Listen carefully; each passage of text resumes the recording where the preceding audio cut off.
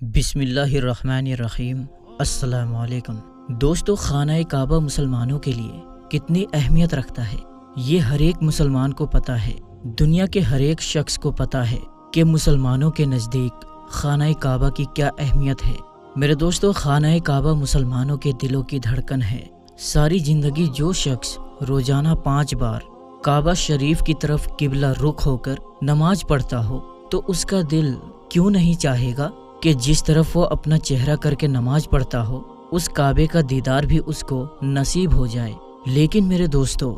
ذرا آپ سوچئے کہ اگر کعبہ شریف جو اللہ کا گھر ہے اور جس کی حفاظت کی ذمہ داری بھی خود اللہ تعالیٰ نے لی ہے اور جس جگہ سے ساری دنیا کے مسلمان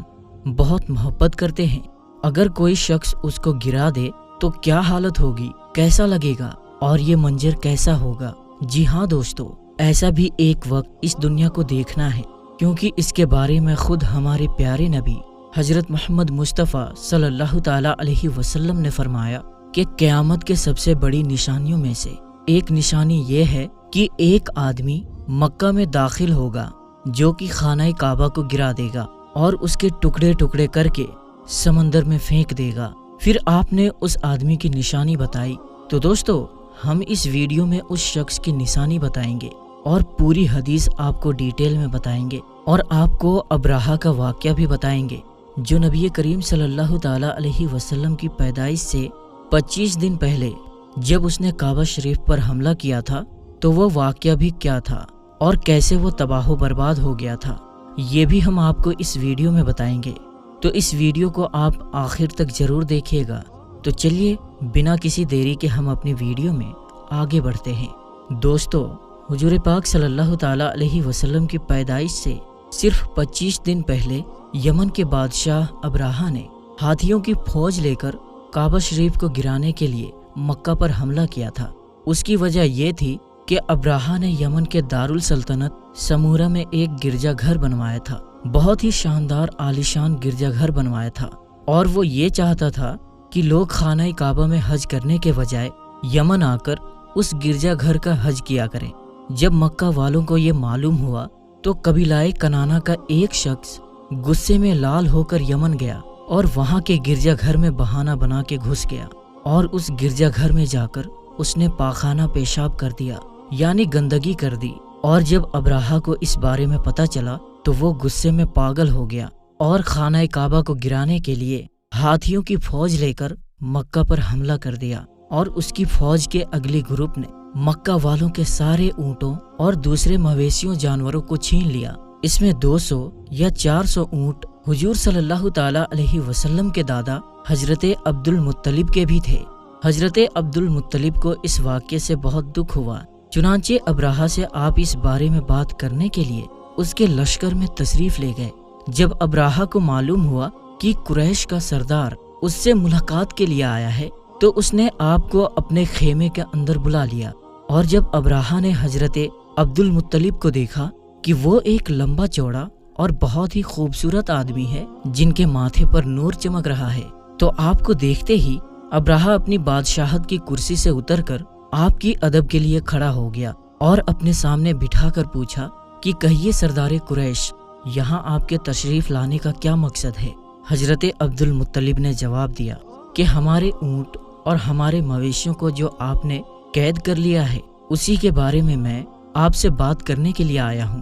تو آپ ان سب مویشیوں کو ہمارے حوالے کر دیجئے۔ یہ سن کر ابراہہ نے کہا کہ اے سردار قریش، میں تو یہ سمجھتا تھا کہ آپ تو بہت ہی ہمت والے آدمی ہیں، مگر آپ نے مجھ سے اپنی اونٹوں کا سوال کر کے میری نظروں میں اپنی عزت کم کر لیا ہے۔ اونٹ اور بکریوں کی حقیقت ہی کیا ہے؟ میں تو آپ کے کعبہ کو توڑ پھوڑ کر برباد کرنے کے لیے آیا ہوں۔ معاذ اللہ، آپ نے اس کے بارے میں کوئی بات نہ کی۔ حضرت عبد المطلب نے کہا کہ مجھے تو صرف اپنے اونٹوں سے مطلب ہے، کعبہ میرا گھر نہیں بلکہ وہ خدا کا گھر ہے، وہ خود اپنے گھر کو بچا لے گا، مجھے کعبہ کی ذرا بھی فکر کرنے کی ضرورت نہیں ہے۔ تو یہ سن کر ابراہہ اپنے گھمنڈ بھرے انداز میں کہنے لگا کہ اے مکہ کے سردار، سن لیجئے، میں کعبہ کو گرا کر اس کی اینٹ سے اینٹ بجا دوں گا اور پوری دنیا سے اس کا نام و نشان مٹا دوں گا، کیونکہ مکہ والوں نے میرے گرجا گھر کی بڑی بے ادبی کی ہے۔ اس لیے میں اس کا بدلہ لینے کے لیے کعبہ کو تباہ کر دینا ضروری سمجھتا ہوں۔ حضرت عبد المطلب نے فرمایا، پھر آپ جانے اور خدا جانے میں آپ سے سفارش کرنے والا کون ہوں؟ اس بات چیت کے بعد ابراہہ نے سارے جانوروں کو واپس دینے کا حکم دے دیا اور عبد المطلب سارے اونٹوں اور بکریوں کو ساتھ لے کر اپنے گھر چلے آئے اور مکہ والوں سے کہا کہ تم لوگ اپنے اپنے مال اور جانوروں کو لے کر مکہ سے باہر نکل جاؤ اور پہاڑوں کی چوٹیوں پر چڑھ کر وہیں کہیں چھپ کر پناہ لو۔ پھر خود اپنے خاندان کے کچھ آدمیوں کو لے کر حضرت عبد المطلب خانہ کعبہ میں گئے اور دروازے کو پکڑ کر بہت ہی بے قراری سے رو رو کر دربار باری تعالیٰ میں اس طرح دعا مانگنے لگے کہ اے اللہ، بے شک ہر شخص اپنے اپنے گھر کی حفاظت کرتا ہے، لہٰذا تو بھی اپنے گھر کی حفاظت فرما اور عیسائیوں کے ظلم سے ہماری مدد فرما۔ حضرت عبد المطلب نے یہ دعا مانگی اور اپنے خاندان والوں کو ساتھ لے کر پہاڑ کی چوٹی پر چڑھ گئے اور خدا کی قدرت کا جلوہ دیکھنے لگے۔ ابراہہ جب صبح کو کعبہ گرانے کے لیے اپنی طاقتور فوج اور ہاتھیوں کو ساتھ لے کر آیا اور جیسے ہی ابراہہ اپنے ہاتھیوں کے ساتھ آگے بڑھا اور جب کعبہ کے نزدیک پہنچا تو اس کا ہاتھی، جس کا نام محمود تھا، ایک دم سے بیٹھ گیا۔ ابراہہ نے اس کو بہت مارا اور بار بار للکارا مگر ہاتھی نہیں اٹھا۔ اتنے میں اللہ کا عذاب ابابیل چڑیوں کی شکل میں آیا اور چھوٹی چھوٹی چڑیوں کا جھنڈ، جن کی چونچ اور پنجوں میں 3 کنکریاں تھی، سمندر کی طرف سے کعبہ کے نزدیک آنے لگے۔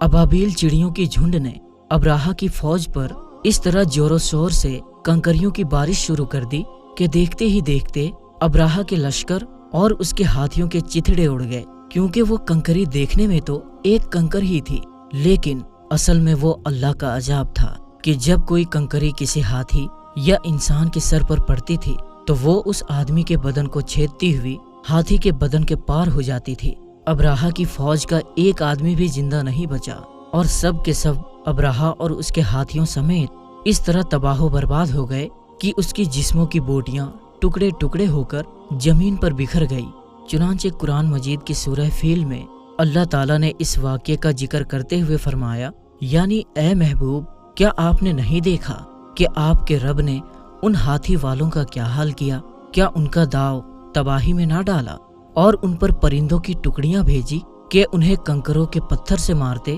تو انہیں کر ڈالا جیسے کھائی کھیتی کی پتی۔ جب ابراہہ اور اس کی فوج کا یہ انجام ہوا تو عبد المطلب پہاڑ سے نیچے اترے اور خدا کا شکر ادا کیا، اور سارے عرب کے لوگ ان کو ایک اللہ والے بزرگ کی حیثیت سے عزت کی نگاہ سے دیکھنے لگے۔ تو دوستو، اب آپ کو اس واقعے کے بارے میں بتاتے ہیں جو قیامت کے نزدیک پیش آئے گا۔ کیا آپ جانتے ہیں کہ وہ برا آدمی کون ہوگا جو خانہ کعبہ کو گرائے گا؟ اس کی قوم کیا ہوگی، یعنی وہ کس قوم سے ہوگا؟ دوستوں، آپ علماء اکرام سے سنے ہوں گے کہ قیامت کے قریب خانہ کعبہ کو گرائے جانے کا دل دہلا دینے والا واقعہ پیش ہوگا، نعوذ باللہ۔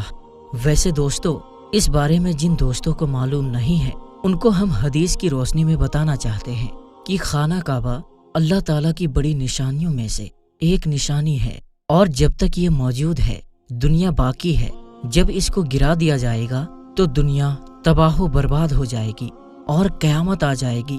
دوستو، قیامت کے نزدیک ایک بدبخت حبشی، یعنی ایک کالے رنگ کا برا آدمی خانہ کعبہ کو گرا دے گا، جس کے ترنت بعد قیامت آ جائے گی۔ اس کالے رنگ والے برے آدمی کے بارے میں حضور صلی اللہ تعالی علیہ وسلم نے یہ بتاتے ہوئے ارشاد فرمایا کہ چھوٹی پنڈلیوں والا ایک کالے رنگ کا برا آدمی خانہ کعبہ کو گرا دے گا، جبکہ بخاری شریف میں یہ بھی ہے، حضور فرماتے ہیں کہ گویا میں اس کو دیکھ رہا ہوں کہ وہ کالا اور چوڑی ٹانگوں والا کعبہ کے پتھر اکھاڑ اکھاڑ کر پھینک رہا ہے۔ عمدۃ القاری شرح بخاری میں ہے کہ آخری زمانے میں حضرت عیسیٰ علیہ السلام کی وفات کے بعد جب سینوں سے قرآن اٹھا لیا جائے گا تو اس کے بعد وہ کالے رنگ کا برا آدمی خانہ کعبہ کو گرائے گا۔ اس کالے رنگ کے برے آدمی کے بارے میں ایک روایت ہے کہ ایتھوپیا میں جو افریقن ایریا ہے اس کو حبشہ کہا جاتا ہے، اور اس حبشہ کے ایریے سے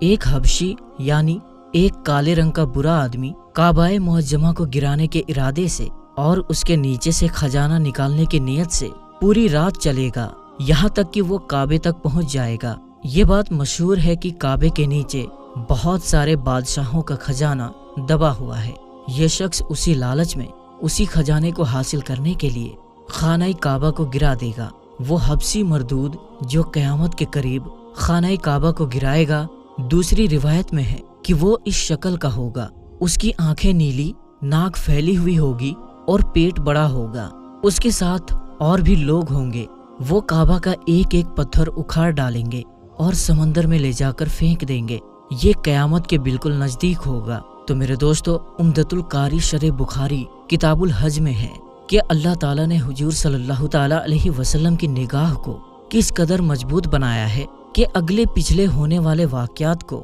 دیکھ لیتی ہے۔ بے شک ان پر اللہ تعالیٰ کی یہ خاص رحمت ہے۔ اور یہ بھی معلوم ہوا کہ اللہ تعالیٰ نے ہمارے نبی حضور پاک صلی اللہ تعالیٰ علیہ وسلم کو بہت زیادہ علم دیا ہے، جس کے بارے میں ہماری یہ چھوٹی سی عقل نہیں جان سکتی۔ جو حضور صلی اللہ تعالیٰ علیہ وسلم نے کہہ دیا وہ ہو کر ہی رہے گا۔ سورہ نجم کی آیت نمبر 3-4 میں اللہ تعالیٰ فرماتا ہے، اور وہ کوئی بات اپنی مرضی سے نہیں کہتے بلکہ وہ وہی کہتے ہیں جو انہیں اللہ تعالیٰ حکم دیتا ہے۔ میں نے کچھ علماء سے سنا ہے کہ اللہ تعالیٰ کے علم کے مقابلے میں نبی کریم صلی اللہ تعالیٰ علیہ وسلم کا علم ایک قطرہ ہے، مگر ایک قطرہ ساری مخلوق کے لیے ایک سمندر ہے۔ حالانکہ ہم یہی نہیں سوچ سکتے کہ اللہ تعالیٰ نے انہیں کتنا علم دیا ہے، تو ہم اللہ تعالیٰ کے علم کے بارے میں کیا جان سکیں گے؟ نبی پاک صلی اللہ تعالیٰ علیہ وسلم نے ہمیں پچھلی امتوں کے واقعات کے ساتھ ساتھ